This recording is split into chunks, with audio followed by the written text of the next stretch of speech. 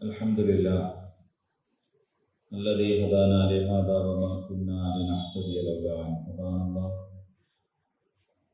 اللهم صل على محمد وعلى آل محمد كما صليت على إبراهيم وعلى آل إبراهيم. اللهم بارك على محمد وعلى آل محمد كما باركت على إبراهيم وعلى آل إبراهيم إنك حميد مجيد. أعوذ بالله من الشيطان الرجيم. كيف يهدي الله قوما كفروا بعد إيمانهم وشهدوا أن الرسول حق وجاءهم البينات والله لا يهدي القوم الظالمين. أولئك جزاؤهم أن عليهم لعنة الله والملائكة والناس أجمعين خالدين فيها لا يخفف عنهم العذاب ولا هم ينظرون إلا الذين تابوا من بعد ذلك وأصلحوا فإن الله غفور رحيم. صدق الله العظيم. സൂറ all Imran 86 മുതൽ 89 കൂടിയ ആയത്തുകൾ. 85 ആയത്തുകൾ നമ്മൾ പഠിച്ചു കഴിഞ്ഞു. കൈഫ എങ്ങനെ, യഹ്ദി മാർഗദർശനം ചെയ്യും അല്ലാഹ് ഖൗമൻ ഒരു ജനതയെ. നമ്മൾ മുമ്പ് തന്നെ ഖൗം എന്താണ്, ഉമ്മത്ത് എന്താണ് എന്ന് പറഞ്ഞിട്ടുണ്ടായിരുന്നു. അത് എന്താന്ന് ആർക്കെങ്കിലും ഓർമ്മ? Very good. ഈ ഉദാഹരണത്തിന് അങ്ങനെ ഒരു ഗുണമുണ്ട്, അത് ഓർമ്മയിലുണ്ട്, പെട്ടെന്ന് ഓർമ്മ. കക്കോടി പഞ്ചായത്തിന്റെ ബസ് കയറിയ അപ്പോൾ ഒരു കൂട്ടം ആൾക്കാരെന്നുള്ളതാണ് തോന്നും. അത് എന്തിണ്ടെങ്കിലും ഒന്നിന്റെ അടിസ്ഥാനത്തിൽ, ഒന്നുകിൽ ഭാഷയുടെ അടിസ്ഥാനത്തിൽ ഉള്ള ഒരു കൂട്ടം, മലയാളികൾ ഒരു കൗമ, തമിഴന്മാർ ഒരു കൗമ, അങ്ങനെ. അതല്ലെങ്കിൽ ഒരു ദേശത്തിന്റെ അടിസ്ഥാനത്തിൽ കക്കോടിക്കാർ എന്ന് പറയുന്ന ഒരു കൗമ, അങ്ങനെ വേണമെങ്കിൽ പറയാം. നമ്മളെ കൗമായിരിക്കും. വെള്ളച്ചാട്ടൊന്ന് തത്തിപ്പത്തിൽ 4 പേരും മരിച്ചു. 2 ഓല ആൾക്കാർ, 2 നമ്മളെ. അപ്പൊ നമ്മളെ കൗമാരം മനസ്സിലായി. അതൊക്കെ കൗമിയത്ത്, അതായത് ഒരു സാമുദായിക കൊണ്ട് സമുദായം തന്നെയാണ് എൻ്റെ അർത്ഥം. നമ്മളെ സമുദായം അങ്ങനെ വരിക. അതാണ് കൗം. ഉമ്മത്ത് എന്ന് പറഞ്ഞാൽ വളരെ കൃത്യമായ പ്രത്യേകമായ ലക്ഷ്യമുള്ള, ഒരു ജീവിത കാഴ്ചപ്പാടുള്ള, പരസ്പര ബന്ധമുള്ള ഒരു ഉമ്മത്ത്. അത് ദേശമോ രാജ്യമോ ഒന്നും ഭാഷയൊന്നുമല്ല. അതുകൊണ്ടാണ് മുസ്ലിം ഉമ്മത്ത് എന്ന് പറഞ്ഞാൽ ലോകത്തിന്റെ ഏതു ഭാഗത്തുള്ള ആൾക്കാരും അതിൽപ്പെടും. അത് ഹിന്ദിക്കാരും തമിഴന്മാരും ഉറുദുക്കാരും എല്ലാവരും. മതം എന്ന് പറയുമ്പോൾ ശരിക്കും അതിന് അഭിപ്രായം എന്നാണ് അർത്ഥം.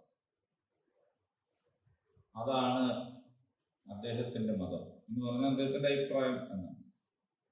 ശരിക്കും മതം എന്നതിന് മദ്ഹബ് എന്ന് പറയലാ കുറച്ചുകൂടി നല്ലത്. കാരണം ഇമാമിങ്ങളുടെ മദ്ഹബ്, വ്യത്യസ്ത മദ്ഹബുകൾ, വ്യത്യസ്ത അഭിപ്രായങ്ങൾ ഉണ്ടാവും. അപ്പോൾ ഒരു കൗം ആയിരുന്ന അറബികളെ ഒരു സവിശേഷതയുള്ള ഉമ്മത്താക്കി മാറ്റി എന്നതാണ് നബി സല്ലല്ലാഹു അലൈഹി വസല്ലം ചെയ്ത ഏറ്റവും പ്രധാനപ്പെട്ട പ്രവൃത്തി. എല്ലാ നബിമാരും തന്റെ സമൂഹത്തെ യാ ഖൗമി എന്നാണ് വിളിക്കുക, എന്റെ സമൂഹമേ. അപ്പോൾ എന്റെ സമൂഹമേ എന്ന് വിളിക്കുമ്പോൾ നബി സല്ലല്ലാഹു അലൈഹി വസല്ലമയിലോ അല്ലെങ്കിൽ മറ്റ് പ്രവാചകന്മാരിലോ വിശ്വസിച്ച ആൾക്കാരെ മാത്രമല്ല, എല്ലാവരെയാണ്. അല്ലാഹുമ്മ ഗ്ഫിർ ലിഖൗമി, കല്ലെടുത്തെറിഞ്ഞ തായ്ഫുകാർക്ക് വേണ്ടി നബി പ്രാർത്ഥിക്കുമ്പോൾ പറഞ്ഞു, എന്റെ കൗമിന് നീ പുറത്തു കൊടുക്കണം. അപ്പൊ എന്റെ കൗമെന്ന് നബി അവിടെ പറയുമ്പോ അവരെന്താ ചെയ്യുന്നത്? എറിയാണ് ചെയ്യുന്നത്. അപ്പൊ എറിയുന്ന ആൾക്കാരെയാണ് എന്റെ കൗമെന്ന് അവിടെ പറഞ്ഞത്. അപ്പോ എറിയുന്നവരും സ്വീകരിക്കുന്നവരും കല്ലുകൊണ്ടെറിയുന്നവരും പൂവുകൊണ്ടെറിയുന്നവരും ഒക്കെ കൗമിൽ പോയി. മനസ്സിലായി? അങ്ങനെയാണ്. അപ്പൊ നമ്മളിപ്പോ ഇവിടെ നമ്മളെ കൗമ എന്ന് പറഞ്ഞാൽ ശരിക്കും നമ്മളെ നാട്ടിലുള്ള എല്ലാ ആൾക്കാരുമാണ് നമ്മളെ കൗമ. പക്ഷെ നമ്മക്ക് അത് അറിയാത്തതുകൊണ്ട് മാത്രമല്ല, നമ്മളിപ്പോഴും ഒരു കൗമ തന്നെയാണ് എന്ന് പറഞ്ഞാൽ മനസ്സിലായില്ലേ? പ്രത്യേകിച്ച് പരസ്പര ബന്ധമൊന്നുമില്ല, ഒരു പ്രത്യേക ലക്ഷ്യമില്ല, പ്രത്യേകമായ ഒരു ആദർശവുമില്ല. പക്ഷെ നമ്മൾ ഒരേ കാലത്ത് ഒരേ നാട്ടിൽ ജീവിക്കുന്നു എന്ന് നിൽക്കാണ്. അപ്പൊ ഒരു കൗമാണ്. അപ്പോ നമ്മൾ പറയുന്ന പല വാക്കുകളും നമ്മൾ തിരുത്തി പോകണം. അതിൽപ്പെട്ട ഒന്നാണ് മീമും കാഫും. നമ്മൾ മുമ്പേ പറയുന്ന കാര്യമാണ്. മീം എന്ന് പറയുമ്പോൾ മീമാണോ കാഫാണോ എന്ന് പറയും. എന്താണ് മീം എന്ന് പറഞ്ഞാൽ?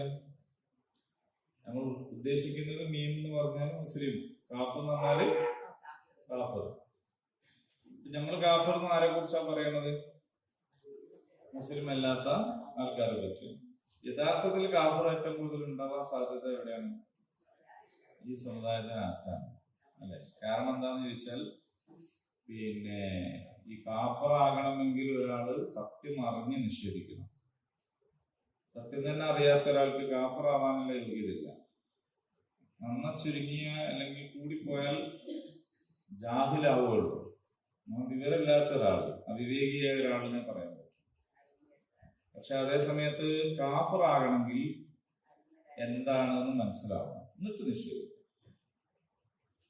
അപ്പൊ അങ്ങനെ വെച്ച് നോക്കുമ്പോൾ കൂടുതൽ കാഫർ ഉണ്ടാകാനുള്ള സാധ്യത കൂടുതലാണ്. കാരണം എന്ന് പറഞ്ഞാൽ അറിയാനുള്ള അവസരവും ഉള്ളത് നമുക്കാണ്. ശരി. അപ്പോ ഇവിടെ അല്ലാഹു പറയാണ്, കൈഫ യഹ്ദില്ലാഹു ഖൗമൻ. ഒരു ചോദ്യമാണത്. അള്ളാഹു ഒരു ജനതയെ എങ്ങനെ നേർവഴിയിലാക്കും? കഫറു, അവർ നിഷേധിച്ചു. അപ്പൊ ഇവിടെ പറയുന്ന കൗമ ഏതാണ്? കാഫിറായ കൗമിനെ കുറിച്ചാണ്. മനസ്സിലായോ? അപ്പൊ കൗമ എന്ന് പറയുമ്പോൾ അതിൽ എന്തുണ്ടാവും? കാഫിര്യങ്ങളും ഉണ്ടാവും. ബഅദ ഈമാനിഹിം, ഈമാനിന് ശേഷം, വിശ്വാസത്തിന്, അവരുടെ വിശ്വാസത്തിന് ശേഷം അവർ നിഷേധിച്ചു. വശഹിദു, അവർ സാക്ഷ്യം വഹിക്കുകയും ചെയ്തു. അന്ന റസൂൽ, തീർച്ചയായിട്ടും ഈ ദൈവദൂതൻ, ദൂതൻ എന്നാണ് ഉള്ളത്. പക്ഷെ അർ റസൂൽ എന്ന് പറയുമ്പോൾ അങ്ങനെ ഏതോ ഒരു ദൂതനല്ല, ഇവിടെ പ്രത്യേകമായി പറയുന്ന ഒരു ദൂതനാണ്. അഥവാ മുഹമ്മദ് നബി സല്ലല്ലാഹു അലൈഹി വസല്ലമയെ കുറിച്ചാണ്, മുഹമ്മദ് റസൂൽ സല്ലല്ലാഹു അലൈഹി വസല്ലമയെ കുറിച്ചാണ് അർ റസൂൽ എന്ന് പറയുന്നത്. വശഹിദു, അവർ സാക്ഷ്യം വഹിക്കുകയും ചെയ്തു. അന്ന റസൂല, നിശ്ചയമായിട്ടും ഈ റസൂൽ ഹഖ്ഖുൻ, സത്യമാണ് അല്ലെങ്കിൽ സത്യവാനാണ്. ഈ റസൂലുള്ള സത്യവാനാണ് എന്ന് അവർ സാക്ഷ്യം വഹിക്കുകയും ചെയ്തു. അവരെ വിശ്വസിച്ചു, അതുപോലെ തന്നെ അവർ സാക്ഷ്യം വഹിച്ചു. എന്നിട്ടോ വജാഅഹും, അവർക്ക് വന്നെത്തിയിട്ടും ഉണ്ട് അൽ ബയ്യിനാത്ത്, വ്യക്തമായ തെളിവുകൾ. വല്ലാഹു ലാ യഹ്ദിൽ ഖൗമൽ ളാലിമീൻ, അല്ലാഹു നേർവഴിയിലാക്കുകയില്ല അക്രമികളായ ജനത്തെ, ളാലിമുകളായ ജനത്തെ. ളാലിമീങ്ങളായവരെ അള്ളാഹു സന്മാർഗത്തിലാക്കുകയില്ല. അപ്പോ അള്ളാഹു കുറെ ആൾക്കാരെ കുറിച്ച് സന്മാർഗത്തിലാക്കുകയും വേറെ കുറെ ആൾക്കാരെ കുറിച്ച് ദുർമാർഗത്തിലാക്കുകയും ചെയ്യല്ല ചെയ്യുന്നു. അള്ളാഹു ഇതിനൊക്കെ കൃത്യമായ ഒരു കണക്കും അളവും ഒക്കെ ഉണ്ടാക്കി വെച്ചിട്ടുണ്ട്. ആ കണക്കും അളവും അനുസരിച്ച് ഓരോ കള്ളിയിലേക്കും കോളത്തിലേക്കും പോകേണ്ട യോഗ്യത പ്രകടിപ്പിക്കുന്നവരെ അതാത് കോളങ്ങളിലേക്ക് മാറ്റുകയാണ് ചെയ്യുന്നത്. അപ്പോ ലാലിമുകൾ എന്ന് പറഞ്ഞാൽ എന്താണ്?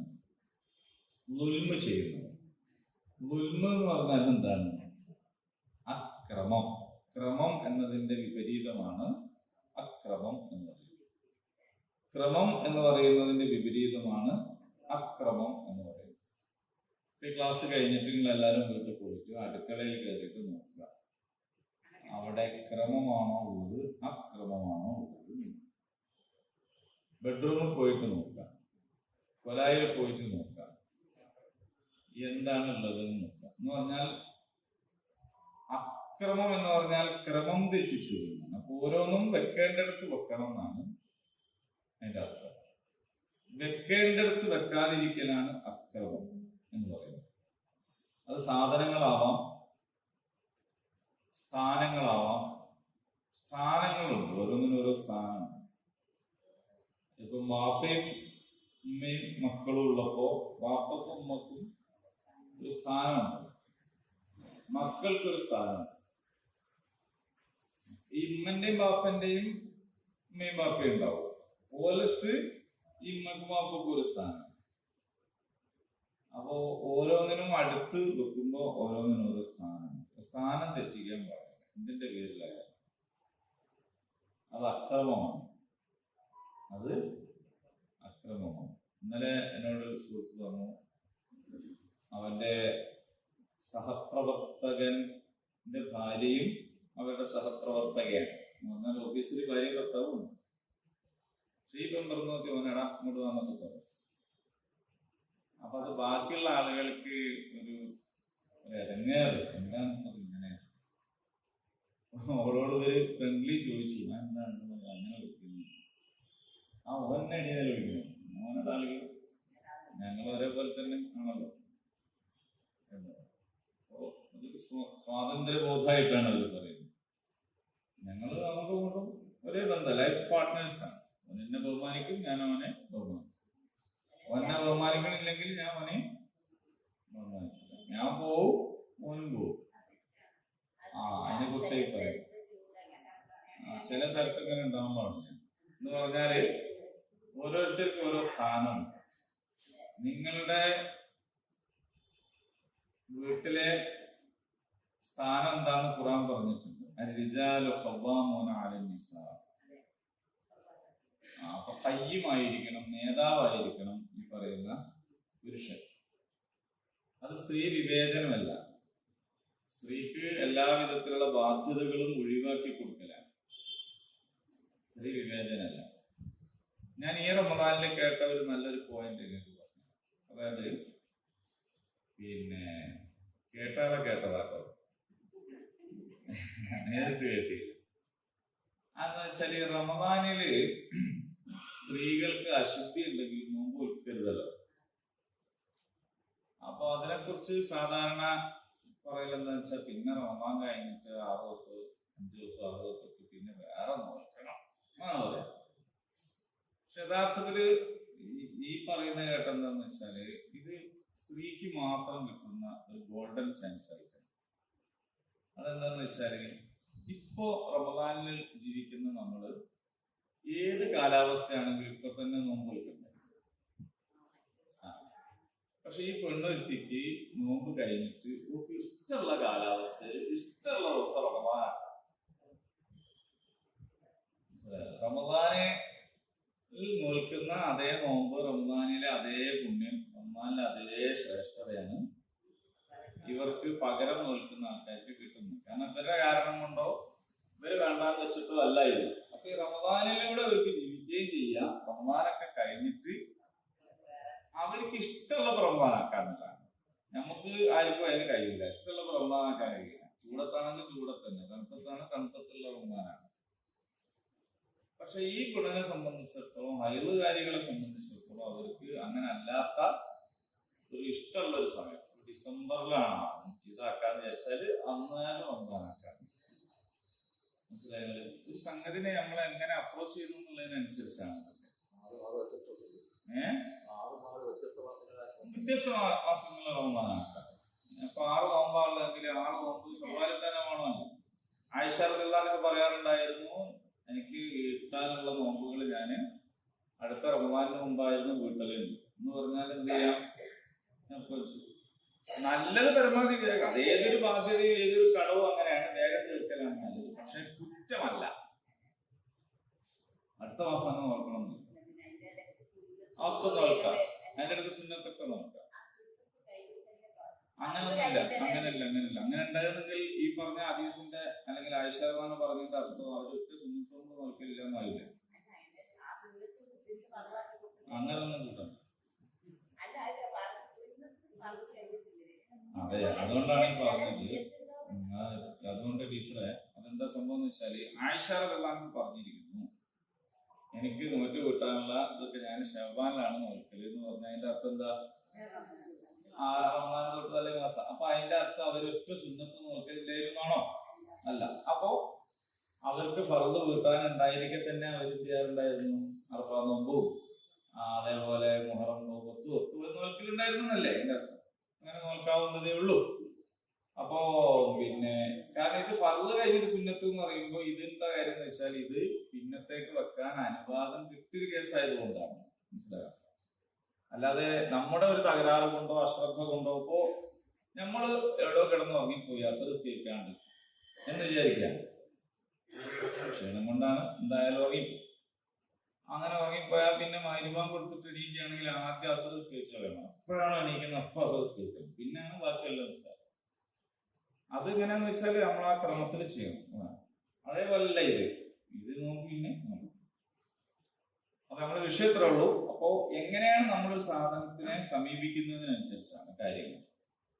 അപ്പൊ ഒരേ പ്രായക്കാരായ ഭാര്യയ്ക്കും ഭർത്താവിനും അങ്ങോട്ടും ഇങ്ങോട്ടും ഇടാപോടാ വിളിക്കാൻ പറ്റുമെന്ന് വെച്ചാല് ഓർക്ക് തമ്മിൽ ഇടാപോടാന്നോ ഈ വേറെ എന്തെങ്കിലോ അല്ലെങ്കിൽ മോനെ മോളേന്നോ അല്ലെങ്കിൽ മൃഗങ്ങളുടെ പേര് കൂട്ടിയിട്ട് മോനെ മോളേന്നോ ഒക്കെ ഒരു സ്വകാര്യത്തിൽ എവിടുന്നോ എന്തോ വിളിക്കണ പോലെ അല്ലല്ലോ. ഒരു പൊതുസ്ഥലത്ത് അങ്ങനെ ഉണ്ടല്ലോ. അപ്പൊ അതാണ് വീടിന്റെയൊക്കെ വരുന്നുണ്ടാവും. അപ്പൊ അതുകൊണ്ട് ശ്രദ്ധിക്കുന്നത് അതിപ്പോ നമ്മള് ഭർത്താവിനെന്ന് മാത്രമല്ലല്ലോ. നിങ്ങള് ഞാനൊരു ഇത് ചോദിക്കാം, നമ്മളെ പള്ളിയിലെ ഇമാമിനെ നമ്മളെങ്ങനെ മൗലവി നിൽക്കുന്നത്? നമ്മളെ മൗലവിയല്ല, നമ്മള് ശമ്പളം കൊടുത്തിട്ട് നിർത്തിയല്ലേ. ശമ്പളം കൊടുക്കാണ്ട് നിന്നാലും അയാൾ പോയി ചെയ്യും അല്ലേ. നമ്മളിവിടുന്ന് വേറെ സ്ഥലത്ത് പോലെ. പക്ഷെ നമ്മളെ എന്തിനാണ് ആദരിക്കുന്നത്, നമ്മളെന്തിനാ ബഹുമാനിക്കുന്നത്? നമുക്കൊന്നും പഠിപ്പിച്ചെന്നില്ല വിചാരിച്ചു, അല്ലെങ്കിൽ ആ മൗലവിനേക്കാളും ഡിഗ്രി ഉള്ള ആളാണ് നമ്മളും വിചാരിച്ചു, നമുക്കൊന്നും പഠിപ്പിച്ചതിന്റെ കാര്യമൊന്നുമില്ല എന്ന് വിചാരിച്ചു. എന്നാലും നമ്മൾ അയാൾ ആദരിക്കുന്നത് എന്തിനാണ്? അതാണ് അത് മനുഷ്യന്മാരുടെ ഒരു രീതിയാണ്. എന്താണ്, നമ്മൾ മുതിർന്ന ആളുകളെ കാണുമ്പോൾ എണീറ്റിക്കണം തന്നെ. എന്തിനാ എണീറ്റിക്കുന്നത്? വേറെ സീറ്റില്ലായിരിക്കും, അയാളെ കൊണ്ടില്ലേ. കുറെ സീറ്റുള്ളിടത്തേക്ക് ഒരു കാക്ക വരുമ്പോ നമ്മൾ എണീറ്റിക്കുന്നത് അയാളായിട്ട്. നമ്മളെ വീട്ടിലേക്ക് ഒരാൾ വരുമ്പോ നമ്മൾ എന്തിനാണ് അയാൾ അങ്ങോട്ട് ചെന്ന് സ്വീകരിക്കുന്നത്? അയാൾക്ക് കൂടെ വന്നോ ഇവിടെ വരെ വന്ന അയാൾക്ക് ഇങ്ങോട്ട് കൂടി കയറാൻ നമ്മളെന്തോ മര്യാദ. അപ്പോ മുതിർന്നവരെ ബഹുമാനിക്കുക, അതിഥികളെ ആദരിക്കുക, പണ്ഡിതന്മാരെ ബഹുമാനിക്കുക എന്നൊക്കെ പറയുന്നത് ആണ് മനുഷ്യൻ എന്ന് പറയുന്നത്. അപ്പോൾ നിങ്ങളുടെ കയ്യുമായിട്ടുള്ള ഒരാൾ, നിങ്ങളുടെ നേതാവാണെന്ന് അള്ളാഹു പറഞ്ഞു തന്നിട്ടുള്ള ഒരാൾ, അയാളുടെ വയസ്സല്ല ഇവിടെ പരിഗണിക്കുന്നു. വയസ്സാണോ എന്താണ്, നിങ്ങൾ ലൈഫ് പാർട്ട്ണറാണ്, ലൈഫ് പാർട്ട്ണർമാർ തന്നെയാണ്. പക്ഷെ എന്നാലും അതുകൊണ്ടാണ് പണ്ടുള്ള ആളുകൾ പേര് പോലും വിളിക്കാതെ ഇങ്ങോട്ട് നോക്കി പിന്നെ മറ്റുള്ളവർക്കാന്നൊക്കെ പറയാൻ തുടങ്ങി. അങ്ങനെ മനസ്സിലായോ?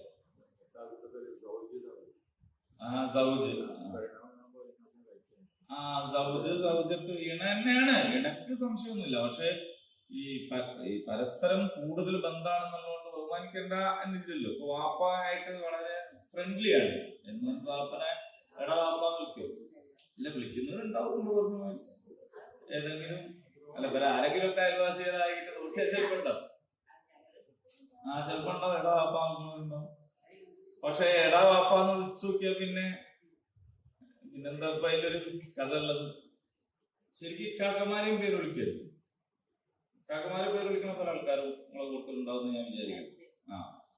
അപ്പൊ അതൊക്കെ എന്താന്ന് വെച്ചാല് ഒരു നിയമപരമായിട്ട് ശരിയോ തെറ്റോ എന്നതല്ല, അപ്പൊ ഒരു ആദരവിന്റെ ഒരു ക്രമമാണ്. ആ ക്രമം നമ്മൾ പാലിക്കുക. അമ്മയും ബാപ്പയൊക്കെ നമ്മളെടുത്തുണ്ടെങ്കിൽ ഭക്ഷണം കഴിക്കുമ്പോൾ അവര് തുടങ്ങിയിട്ടാണ് മക്കളെ തുടങ്ങിയത്. ബാപ്പക്കുള്ളത് ഞാനും അവിടെ ഉണ്ടാക്കി വെച്ചു നോക്കി ഓണത്ത് തിന്നോട്ടെ എന്ന് വിചാരിക്കാൻ പാടില്ല. അവരെ കാത്തിക്കണം. അതിപ്പോ ഷുഗറിന്റെ ഗുളിക കുടിച്ചിട്ട് അരമണിക്കൂർ കഴിഞ്ഞ് എന്നിട്ട് ഉമ്മ തിന്നാൻ വന്നില്ലെങ്കിൽ നിങ്ങൾ തിന്നാണ്ട് വേറെ വിഷയമാണ്. അങ്ങനത്തെ അല്ല പറയുന്നത്. ഉമ്മനെ വിളിച്ചിട്ട് ഉമ്മ വരുന്നില്ല, കുറച്ച് മതിടാന്ന്. അപ്പൊ നമ്മളാണെങ്കിൽ ഇത് കുടിച്ച് അരമണിക്കൂർ കഴിഞ്ഞ് ഇനി ഒന്നും തന്നില്ല കയ്യും കാലും പറയാൻ പറ്റും. അപ്പോ ഉമ്മ വരട്ടെന്ന ക്ലാസ് പറഞ്ഞെന്ന് വിചാരിച്ചിട്ട് അതല്ല കേസ്. അതേപോലെ തന്നെ ചില ആളുകള് എന്താ പറയാ ആദരവ് അടങ്ങാറാകുന്ന കേസ്. അത് മാഷ് ബസ് കയറിയ കഥകൾ കേട്ടില്ല? മാഷ് ബസ് എവിടെ കയറി തയ്ച്ചാൽ നമുക്ക് ഉദാഹരണം പറയുമ്പോൾ ഈ ബസ് സ്റ്റോപ്പൊക്കെ വെച്ചോണ്ട് കപ്പൂടി തന്നെ ആയിക്കോട്ടെ. അങ്ങനെ പഞ്ചായത്തിന്റെ അടുത്തൊന്നും ആണ് മാഷ് കയറി ഇങ്ങോട്ട് നിന്നപ്പോ തന്നെ ഉണ്ട് മാഷ് പഠിപ്പിച്ച ഒരു മോന് സീറ്റ് ഇരിക്കുന്നതാണ് മാഷ്. അപ്പൊ ഈ മോന് എണീച്ചപ്പോ മാഷ് മോനിരിക്കുന്നു. അപ്പോ ഇവനെ എണീക്കാൻ മാഷ് സമ്മതിക്കുന്നു. ഏതായാലും പണ്ട് പഠിപ്പിച്ച മാഷല്ലേ മോനടുത്ത് ഇരിക്കുന്നു. എങ്ങനെ വരമ്പിന്റെ അടുത്ത് എത്താൻ നേരത്തെ മോൻ എണീക്കുന്നു. പിന്നെ ഇയാൾ സമ്മതിക്കുന്ന ഇല്ലല്ലേ മോനിരിക്കുന്നു. അങ്ങനെ വേങ്ങേരി വന്ന് പൊന്നാരം മനുഷ്യൻ എനിക്ക് തണ്ണീർപ്പന്തൽ ഇറങ്ങേണ്ടത്. നിങ്ങളെ എന്തായാലും എണീക്കാൻ സമ്മതിച്ചില്ലെങ്കിൽ സംഗതി ബുദ്ധിമുട്ടാവും. അപ്പൊ ഈ മാഷ് വിചാരിക്കുന്നത് മാഷ് ആദരിച്ചിട്ട് ഇങ്ങനെ എണീക്കുകയാണ്. സംഗതി ഓൻ ഇറങ്ങിപ്പോവാൻ അവൻ എണീക്കുന്നത്. പക്ഷെ മാഷോട് ഇയാൾ അവസാനം പറഞ്ഞു. വിളിച്ചത് വേറെയാണ്. എന്തായാലും നമ്മൾ പറയുമ്പോ ഒന്ന് ലഘൂകരിച്ച് പറയാം. മനുഷ്യ എനിക്ക് തണ്ണീർപ്പന്തൽ ഇറങ്ങി നിങ്ങൾ എണീക്കാൻ സമ്മതിച്ചില്ലേ എന്ന് പറഞ്ഞു. ഇങ്ങനെ ആദരവ് കൊണ്ടങ്ങോട്ട് ഇടങ്ങേറായി പോവുകയും ചെയ്യാൻ പാടില്ല. അതേസമയത്ത് ഈ യൂറോപ്യൻസ് ഒക്കെ കുറച്ചും കൂടി ഈ കാര്യത്തിൽ നല്ല നീറ്റായ ആൾക്കാരാണ്. നമ്മൾ സാധാരണ നമുക്ക് അച്ഛനൊക്കെ പോകുമ്പോൾ നമുക്കുള്ള അനുഭവമാട്ടോ ഇത് പറയുന്നത് കേട്ടല്ല. ഇപ്പൊ ക്യൂ നിൽക്കുന്നതിലൊക്കെ അവര് പാലിക്കുന്ന ഒരു കണിശത നമുക്കതറിയാം. താങ്ക്സ് പറയുന്നത്, സോറി പറയുന്നത്. നമ്മളിപ്പോ ഒരാൾ ബസ്സിന് ചവിട്ടിപ്പോയിട്ട് സോറി പറഞ്ഞാൽ സോറി പറഞ്ഞാൽ നമ്മൾ ചീത്തായിരിക്കും. ചവിട്ടിയിരിക്കുന്ന സോറി പറയാം. അപ്പൊ യഥാർത്ഥത്തിൽ ചവിട്ടിയും പോലെ പിന്നെ സോറി പറയാണോ? അവര് വളരെയധികം ആ കാര്യത്തിൽ. അപ്പൊ ഈ ക്യൂ എന്ന് പറയുന്നത് ഒരു സിസ്റ്റമാണ്. ക്യൂ ഏറ്റവും പിറകിൽ പോയി നിൽക്കലാണ് അതിന്റെ തർത്തീബ്. അത് ഇടയിൽ കയറുന്നതിനാണ് ദുൽമ് എന്ന് പറയാം. മനസ്സിലാവും? ഇപ്പൊ എന്റെ കയ്യിലുള്ള ഒരു സാധനം ഇവിടുന്ന് സ്ഥാനം മാറി. അപ്പൊ ഇവിടുന്ന് അങ്ങോട്ട് സ്ഥാനം മാറുന്നത് ദുൽമാണ്. നമ്മൾ വെക്കേണ്ട സ്ഥലത്താണെങ്കിൽ ഇവിടുന്ന് സ്ഥാനം മാറിയാൽ അത് ദുൽമാണ്. അതേസമയത്ത് ഒരു സാധനം എടുത്ത് വീണുപോയി അതെടുത്തിട്ട് പഴയ സ്ഥലത്തിന് വെക്കുകയാണെങ്കിൽ അത് ദുൽമല്ല.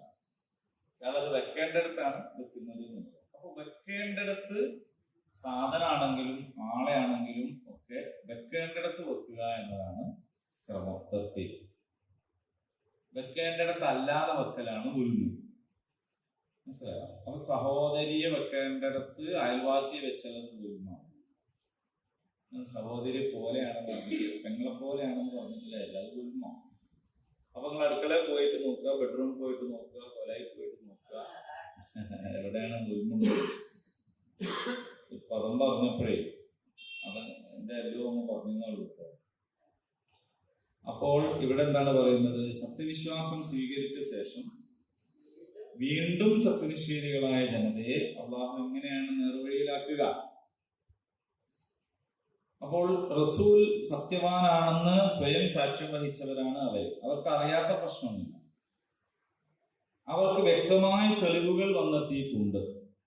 അക്രമികളായ ആ ജനവിഭാഗത്തെ അള്ളാഹു നേർവഴിയിൽ ആക്കും. ഉലൈക അവർ ജസാഉഹും അവരുടെ ജസാ. ജസാ എന്ന് പറഞ്ഞാൽ എന്താണ്? പ്രതിഫലം. പ്രതിഫലം എന്നാണ്.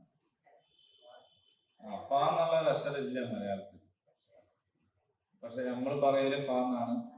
പക്ഷെ യഥാർത്ഥത്തില് ഫ അല്ല. നിങ്ങൾ അക്ഷരമാല ചൊല്ലിയൊക്കെ ഫ എന്നാണോ? അങ്ങനെയല്ലോ. ആ ഫാന്നാണ് പ്രതിഫലം. ഫലം ഫലം എന്നാണ്. അല്ല, നമ്മള് പിന്നെ അറബി പറഞ്ഞ ശീലമായത് കൊണ്ടാണ്. മലയാളത്തിൽ ഫ ഇല്ല. എഴുതുന്നതിന് ഫ എന്നാ വായിക്കേണ്ടത്.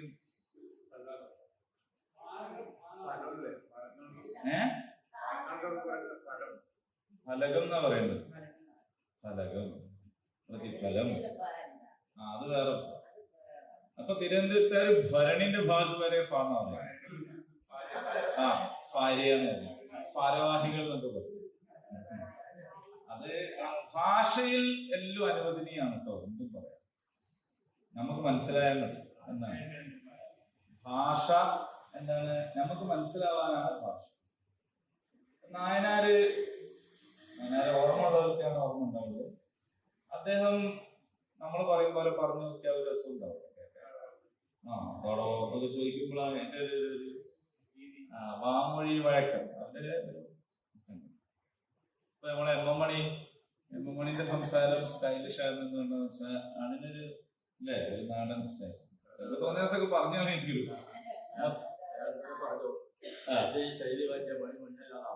അതെ, അത് മണിമണി പോലെ പറയൽ തന്നെയാണ് എന്നല്ല. അപ്പൊ അങ്ങനെ നോക്കുമ്പോ നമ്മളോ ആരും പോയിട്ട് വൈക്കം മുഹമ്മദ് പറയുന്നുണ്ടല്ലോ, പിന്നെ അല്ലേ അബ്ദുൽ ഖാദറിനോട്. അബ്ദുൽ ഖാദർ മലയാളത്തിന്റെ ആളായിരുന്നു. ഇവർ പറഞ്ഞു കൊടുക്കുന്നു, മാതാവേ എനിക്കൊരു പാത്രം പാനീയം തരൂ എന്ന് പോയിട്ട് ഉമ്മനോട് പറഞ്ഞാൽ ഉമ്മ കയ്യിൽക്കണോണ്ട് അടിക്കുന്നു. ഉമ്മ ഗ്ലാസ് വെള്ളം തരണേന് പകരം ഉമ്മ പോയി ഭാഷയൊക്കെ പഠിച്ചു വന്നിട്ട് പറയാണ്, മാതാവേ എനിക്ക് പാത്രം ദാഹജലം നൽകൂ എന്ന് പറഞ്ഞാൽ ഉണ്ടാവും. അപ്പോ അങ്ങനെ നമുക്ക് എന്ത് സംസാരിക്കാം. നമ്മുടെ സംസാരം തന്നെയാണ് ഏറ്റവും ശ്രേഷ്ഠം. നല്ല മലയാളം തിരുവനന്തപുരം അങ്ങനൊന്നുമില്ല. എല്ലാ മലയാളവും മഴ എന്നതിന്റെ പര്യായമാണ് മയ. മയ എന്ന് പറയുന്ന ആള് മുഴ എന്നൊന്നും പറയാൻ പോണ്ട. അയാൾ ആദ്യം മഴ എന്നൊക്കെ പറയും, പിന്നെ വാഴയിൽ കൈവച്ചു നോക്കുന്നു. ഇത് വായാന്നാ പറയേണ്ടതല്ലോ.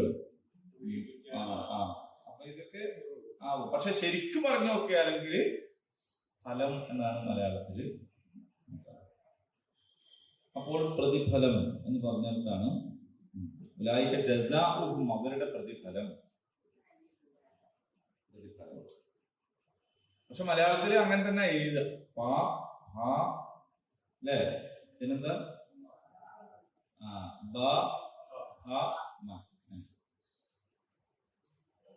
പിന്നെ അന്ന അലൈഹിം, അന്ന നിശ്ചയമായും, അല മേൽക്കും അവർ, അന്ന അലൈഹിം അവരുടെ നിശ്ചയമായും അവരുടെ മേൽ ഉണ്ടായിരിക്കും. എന്താണ്? ലഅനത്തുല്ലാഹ്, അല്ലാഹുവിന്റെ ശാപം ഉണ്ടായിരിക്കും. വൽ മലായിക, മലക്കുകളുടെയും ശാപം ഉണ്ടായിരിക്കും. വന്നാസ്, ജനങ്ങളുടെയും, അജ്മഈൻ, മുഴുവൻ. അപ്പൊ ഉറപ്പായും അവർക്കുള്ള പ്രതിഫലം അല്ലാഹുവിന്റെയും മലക്കുകളുടെയും മുഴുവൻ മനുഷ്യരുടെയും ശാപമാണ് എന്നാണ്. ഖാലിദീന, ഖാലിദ് എന്ന് പറഞ്ഞാൽ നിത്യൻ എന്നാണ്. ഖാലിദിന്റെ അർത്ഥാണ് നിത്യൻ. നമ്മളെ പേരെന്താ? ഖാലിദ് എന്നാ നമ്മൾ പറയും മുസ്ലിമാണ്. നിത്യൻ എന്നാ നമ്മൾ പറയും ഖാലിദ്. ഖാലിദ് മലയാളത്തിൽ അതിന്റെ അക്ഷരം. അപ്പൊ നമ്മള് ഖ ചെയ്തു. അപ്പൊ ഖദീജ, ഖദീജ എന്ന് പറയാന് മലയാളത്തില് ഖ ഇല്ല. തൽക്കാലം ഉള്ളതൊന്നും എഴുതാണ് ഖദീജ. അപ്പൊ നമ്മൾ ഈ അറബി പഠിക്കാത്ത ആള് നിങ്ങളെ പേര് വായിക്കുമ്പോ ഖദീജ എന്ന് വായിക്കും. നമ്മളൊരു ഓ വലിയ മാസായിട്ട് പോയി മലയാളം തന്നെ. മലയാളം അറിയാത്തല്ല ഒരു പ്രശ്നം, മലയാളം വായിക്കുന്നതാണ്. നമ്മള് പറയുമ്പോ ശരിക്കും ഖദീജ എന്നാണ് പറയുന്നത്. അറബി മലയാളത്തിൽ പറയുമ്പോ അങ്ങനെ പറയുന്നത് ഖുതുബ എന്നാണ്. ഖുതുബ. ഖതീബ് എന്നാണ്.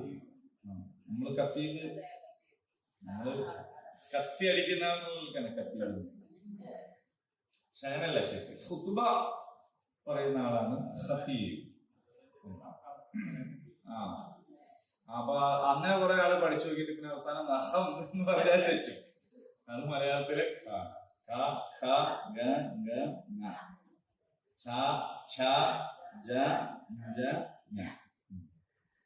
ഓക്കെ.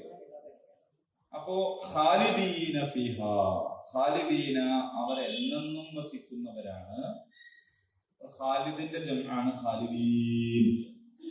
ഖാലിദ് എന്ന് പറഞ്ഞാൽ നിത്യം, സ്വാദിഖ് എന്ന് പറഞ്ഞാൽ സത്യം. സാദിഖ് എന്ന് പറഞ്ഞാൽ സത്യനും, ഖാലിദ് എന്ന് പറഞ്ഞാൽ നിത്യനും. ലാ യുഖഫിഫു, ഖഫീഫ്, യുഖഫിഫ്, ഖഫഫ എന്ന് പറഞ്ഞാൽ ലഘൂകരിക്കപ്പെടുകയില്ല. ലാ യുഖഫഫു, ലഘൂകരിക്കപ്പെടുകയില്ല. അൻഹും അവർക്ക്, അൽ അദാബ് ശിക്ഷ. വലാഹും അവരല്ല, യുൻദറൂൻ അവധി നീട്ടിവെക്കപ്പെടുന്ന, അവസരം നൽകപ്പെടുന്ന ആളുകളല്ല. അവർക്ക് പിന്നീട് നന്നാവാനുള്ളൊരു ചാൻസ് ഒന്നും ഇല്ല. അതാണ്. പേടിക്കൊന്നും വേണ്ട. ഇല്ലല്ലദീന താബു, തൗബ ചെയ്തവർ ഒഴികെ, മിൻ ബഅദി ദാലിക് അതിനുശേഷം, വഅസ്ലഹൂ ജീവിതം നന്നാക്കി തീർക്കുകയും ചെയ്തു. ഫഇന്നല്ലാഹ അപ്പോൾ നിശ്ചയമായിട്ടും അല്ലാഹു ഗഫൂർ റഹീം, ഗഫൂർ ഏറെ പൊറുക്കുന്നവനാണ്, റഹീം ദയാപരനാണ്. അപ്പൊ ഇത്രയും കടുപ്പിച്ച ശിക്ഷയും നിലപാടുകളും പറയുമ്പോൾ നമുക്ക് തോന്നും, കുറച്ചോൻ ഇതെന്താ ഇങ്ങനെ പറയുന്നത്? അപ്പൊ പറയാണ്, നിങ്ങൾ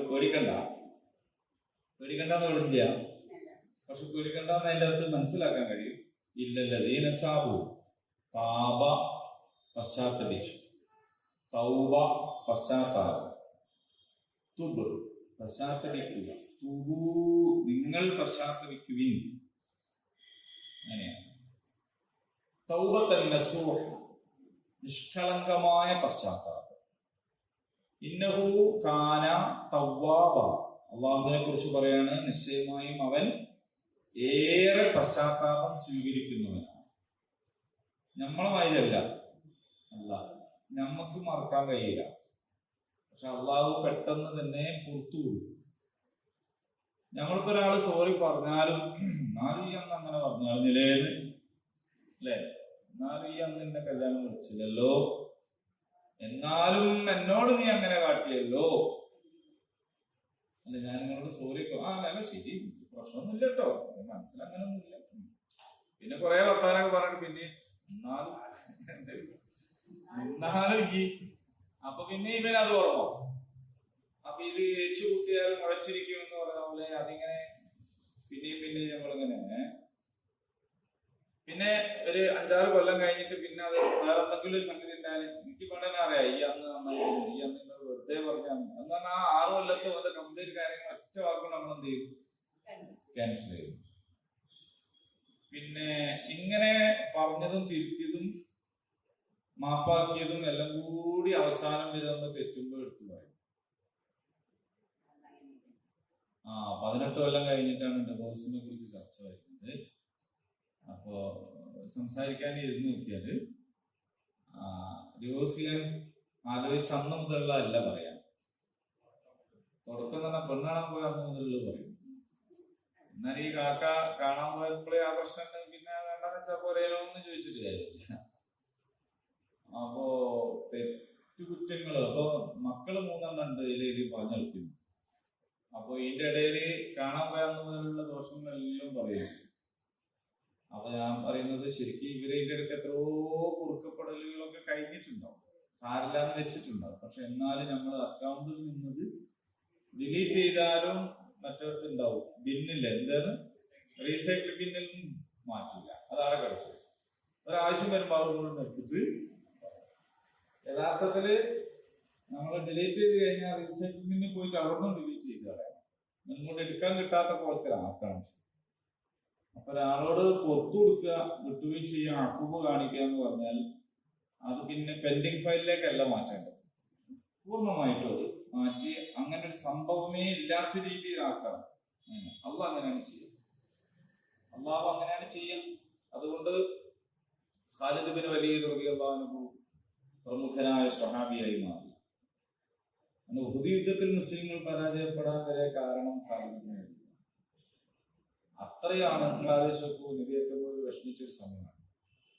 അതിന്റെ ശേഷം അദ്ദേഹം മാറിയപ്പോ ആദ്യം അങ്ങനെ മാറണ്ടടാന്ന് പറഞ്ഞില്ല, മാറിയപ്പോ പിന്നെ ഫുള്ള് മാറി. അങ്ങനെ തൗബ സ്വീകരിക്കുന്നവനാണ് അല്ലാഹു. ആ സ്വഭാവമാണ് നമുക്ക് ഉണ്ടാവേണ്ടത്. ശരിക്കും എന്തെങ്കിലുമൊക്കെ പൊരുത്തപ്പെട്ട് കൊടുക്കാൻ ഉള്ള മനസ്സ്. പൊരുത്തപ്പെട്ടാൽ പിന്നെ പൊരുത്തപ്പെടലേ, പിന്നെ പഴയത് വെച്ചുകൊണ്ടിരിക്കാൻ പാടില്ല. അതിന് നമ്മുടെ പ്രശ്നം നമ്മൾ പൊരുത്തപ്പെട്ട് കൊടുക്കുമ്പോൾ തന്നെ നമ്മളൊരു നേരെയാണ് നിൽക്കുക. ഞാൻ പൊരുത്തപ്പെട്ട് കൊടുത്തില്ല, അപ്പൊ അതെന്റെ ഒരു ഔദാര്യമായിട്ടാണ് കാണുന്നത്. അപ്പൊ ഈ ഔദാര്യ ബോധമാണ് പിന്നെയും പിന്നെയും മറ്റേത് തികറ്റി വരാനും മറ്റേ കാരണം. ഇതിന്റെ ഒരു ഔദാര്യം എന്നല്ല, അല്ലാഹു തആല എന്നോട് പൊരുത്തരാൻ വേണ്ടിയിട്ടാണ് നീ ആൾക്ക് കൊടുത്തത്, അല്ലാതെ ഒന്നുമല്ല. നമ്മുടെ പശ്ചാത്താപം അള്ളാഹ് സ്വീകരിക്കാനാണ്, ജനങ്ങളുടെ പശ്ചാത്താപം നമ്മൾ സ്വീകരിക്കുന്നത്. അപ്പൊ ഇത്രയും കാര്യങ്ങളാണ് ഇതിൽ പറഞ്ഞത്. ഇതിന് മൊത്തത്തിൽ എന്തൊക്കെയാ പറഞ്ഞതെന്നൊന്ന് നോക്കാം. ഇവരെ പറഞ്ഞ കാര്യങ്ങൾ തന്നെ, വാക്കർത്ഥം പറഞ്ഞ കാര്യങ്ങൾ മൊത്തത്തിൽ എന്താണ് പറഞ്ഞത് എന്ന് നമുക്ക് ഒന്ന് പരിശോധിച്ചു. അതില് വളരെ പ്രധാനപ്പെട്ട ഒന്ന് സത്യനിഷേധത്തിന്റെ ഗൗരവമാണ് ഇവിടെ സൂചിപ്പിക്കുന്നത്. സത്യം ബോധ്യപ്പെടുകയും റസൂൽ സല്ലല്ലാഹു അലൈഹി വസല്ലം കൊണ്ടുവന്നത് സത്യമാണെന്ന് സാക്ഷ്യം വഹിക്കുകയും ചെയ്ത ശേഷം വീണ്ടും കുഫറിലേക്ക് മടങ്ങിയ ഒരു ജനതയെ സംബന്ധിച്ചാണ് അള്ളാഹു അവരെ സന്മാർഗത്തിലാക്കുകയില്ല എന്ന് പറയുന്നത്. അപ്പൊ നമുക്ക് ചിലപ്പോ തോന്നും അള്ളാഹ് അങ്ങ് നേരാക്കിയാ പോരെ എല്ലാവരെയും. അങ്ങനെ ചില നിഷേധികളെ ചിലപ്പോ അങ്ങനെ പറയും. അള്ളാഹ് വലിയ കഴിവുണ്ടെങ്കിൽ എന്നാ പിന്നെ എന്നെ അങ്ങനെ നിരീശ്വരവാദിയാക്കി നിലനിർത്തണം. നിങ്ങൾ പറയുന്ന അള്ളാഹ് വലിയ കഴിവുണ്ടെങ്കിൽ ഇന്നെ വിശ്വാസാക്കി കൂടെ, അതിനും കൂടി കഴിവില്ലാത്ത അള്ളാഹ് ഈ സാധുവായ എന്നെ ഒരു ദൈവവിശ്വാസിയാക്കാൻ പോലും നിങ്ങളെ ദൈവത്തിന് കഴിയൂല എന്നാണോ നമ്മൾ പറയുന്നത്? അത് കഴിവിന്റെയും കഴിവുകളുടെയും പ്രശ്നമല്ല. പടച്ചോൻ അങ്ങനെ തീരുമാനിച്ചില്ല, അള്ളല്ലേ തീരുമാനിക്കേണ്ടത്. അള്ളാഹു അങ്ങനെ ഒരാളുടെ മനസ്സിനകത്ത് ബലം പ്രയോഗിച്ച് അയാളെ മാറ്റാനോ വിശ്വാസിയാക്കാനോ അള്ളാഹു റബ്ബുൽ ഇസ്സത്ത് തീരുമാനിച്ചിട്ടില്ല. അപ്പോൾ സത്യം ബോധ്യപ്പെടുകയും റസൂലുള്ളാഹി കൊണ്ടുവന്നത് സത്യമാണെന്ന് സാക്ഷ്യം വഹിക്കുകയും ചെയ്ത ശേഷം വീണ്ടും നിഷേധത്തിലേക്ക്, കുഫറിലേക്ക് മടങ്ങിയ ഒരു ജനതയെ അള്ളാഹു സന്മാർഗത്തിൽ ആക്കുകയില്ല. ഇതാണ് ഇതിൽ നിന്ന് 86 മുതൽ 89 വരെയുള്ള ആയത്തുകളിൽ നിന്നുള്ള ഒരു പാഠം. മറ്റൊന്ന്, തെളിവുകൾ ലഭിച്ചിട്ടും നിഷേധിക്കുക എന്ന് പറയുന്നതാണ്. മുഹമ്മദ് നബി സല്ലല്ലാഹു അലൈഹി വസല്ലം അള്ളാഹുവിന്റെ റസൂലാണ് എന്നതിന് വ്യക്തമായ തെളിവുകൾ തൗറാത്തിലുണ്ട്, ഇഞ്ചീലിലുണ്ട്. അതൊക്കെ ലഭിച്ചിട്ടും അത് ബോധ്യപ്പെട്ടിട്ടും സ്വന്തം ഗോത്രക്കാരനല്ല എന്ന കാരണത്താൽ നിഷേധിച്ച വേദക്കാരൻ ഈ ആയത്തുകൾ അഭിസംബോധന ചെയ്യുന്നു. സ്വന്തം ആളല്ല എന്നുള്ളത് കൊണ്ട്. സ്വന്തം ആളാണെങ്കിൽ ഓക്കെയാണ്, സ്വന്തം ആളല്ല എന്നതുകൊണ്ട് പിന്നെ അങ്ങനെ പാടില്ല. യഥാർത്ഥത്തിൽ നമ്മുടെ ഇടയിൽ പല ആളുകളും ഇസ്രായേലിനെ അനുകൂലിക്കുന്നത് ഇസ്രായേലിനോടുള്ള സ്നേഹം കൊണ്ടല്ല, ഇസ്രായേലിനെ ആക്രമിക്കുന്നത് ആരെയാണോ ഓലോടുള്ള ദേഷ്യം കൊണ്ടാണ്. അങ്ങനെ മുമ്പ് ഉണ്ടായിരുന്നില്ല ഇന്ത്യ രാജ്യത്ത്. മുമ്പ് നമ്മൾ ഇസ്രായേലിനെ അംഗീകരിച്ചിരുന്നില്ല നമ്മുടെ രാജ്യം. കാരണം ഫലസ്തീനിന് മേൽ അധിനിവേശം നടത്തിയ ഒരു പൈശാചിക വ്യാജ രാഷ്ട്രമാണ് ഇസ്രായേൽ എന്നതായിരുന്നു നമ്മുടെ കാഴ്ചപ്പാട്. നമ്മുടെ ഭരണാധികാരികളും നമ്മുടെ രാജ്യവും തന്നെ ഇസ്രായേലിനെ അംഗീകരിച്ചിരുന്നില്ല. അവിടെ നമ്മുടെ എംബസി തുറന്നിരുന്നില്ല, അവരുടെ എംബസി നമ്മുടെ രാജ്യത്ത് ഉണ്ടായിരുന്നില്ല, നമ്മളവരും തമ്മിലൊരു ബന്ധം ഉണ്ടായിരുന്നു. പക്ഷെ ഇപ്പോ ഏറ്റവും കൂടുതൽ ബന്ധം ലോകത്ത് ആരും തമ്മിലാണെന്ന് ചോദിച്ചാൽ ഇന്ത്യയും ഇസ്രായേൽ. അപ്പൊ ഇന്ത്യയും ഇസ്രായേലും തമ്മിൽ ഇത്രത്തോളം ബന്ധം ഉണ്ടാവുന്നത് ഇന്ത്യക്ക് ഇസ്രായേൽ ചെയ്തു കൊടുത്തതിന്റെ പേരിലല്ല. ഇസ്രായേലും ഇന്ത്യയും തമ്മിലുള്ളതിനേക്കാൾ വലിയ പരസ്പര ബന്ധം ഇറാനുമായിട്ട് നമുക്കുണ്ട്. നമ്മുടെ വാതകവും ഒക്കെ ആയിട്ടുണ്ട്. അതുകൊണ്ട് ഉണ്ട്. പക്ഷെ ഇസ്രായേലിനെ ഇപ്പൊ നിങ്ങള് പിന്തുണച്ചത് കൊണ്ട് നിങ്ങൾ കുറച്ചു കാലം വേണമെങ്കിൽ റഷ്യയിൽ നിന്ന് വാങ്ങിക്കോളിന്ന് അമേരിക്ക ഒരു സമ്മതം തന്നിരിക്കും. ആർക്കും അവിടെ എന്റെ സമ്മതം ചോദിക്കാനുള്ള ഒരു ഉറപ്പ് നമുക്കും ഇല്ലാത്തതുകൊണ്ട്. കാരണം എന്താ പറയുക, നമ്മളെ പൈസ കൊടുത്തിട്ട് നമ്മൾ റഷ്യയിൽ നിന്ന് സാധനം വാങ്ങാൻ ഓന്റെ സമ്മതം വേണമെന്ന് പറഞ്ഞാല് അപ്പൊ നമ്മൾ പറയണ്ടേ എന്റെ സമ്മതം നമുക്ക് ആവശ്യമില്ല. കാരണം മൂപ്പര് തരുന്ന പൈസ കൊണ്ടാണെങ്കിൽ പിന്നെ എണ്ണ ഈ പൈസ കൊണ്ട് വാങ്ങിക്കോ, ഈ കോയമാൻകാരെ വീടിൽ തന്നെ വാങ്ങാം കേട്ടോ എന്ന് പൈസ തരുന്നവരും വേണമെങ്കിൽ പറയാം. അല്ലാതെ മോളെ എത്ര വിളിച്ചു എത്തിയിട്ട് എന്റെ പൈസ കൊണ്ട് ഇജ്ജി സാധനം കോയമാന്റെ വീടിൽ നിന്ന് വാങ്ങിക്കോ ആ സമ്മതിച്ചെന്ന് പറഞ്ഞാൽ എന്റെ സമ്മതം ആർക്ക് വേണം എന്ന് ഏതൊരു മനുഷ്യനും ചോദിക്കൂല.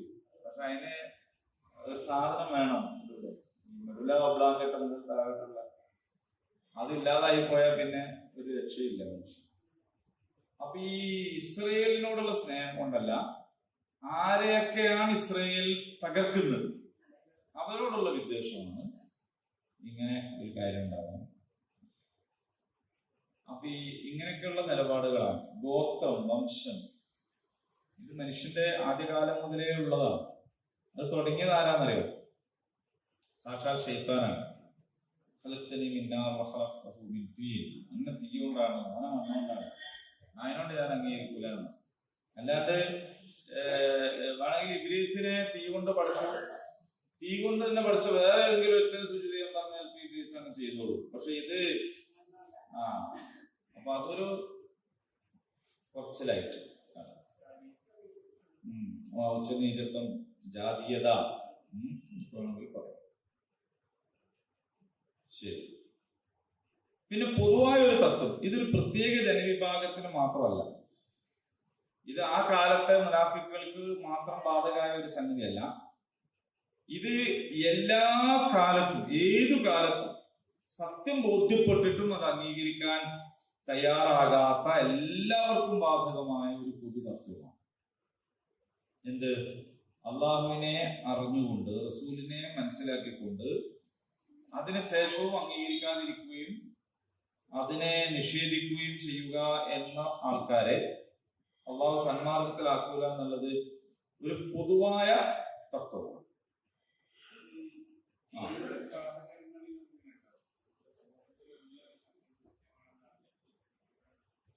അല്ലാതെ അതൊക്കെ എല്ലാവർക്കും അള്ളാഹിനെ റസൂലിനെയും മാത്രമല്ല അള്ളാഹിന്റെ സൃഷ്ടികളെയും ഈ പ്രപഞ്ചത്തെയും ഒക്കെ അങ്ങനെ തന്നെയാണ്.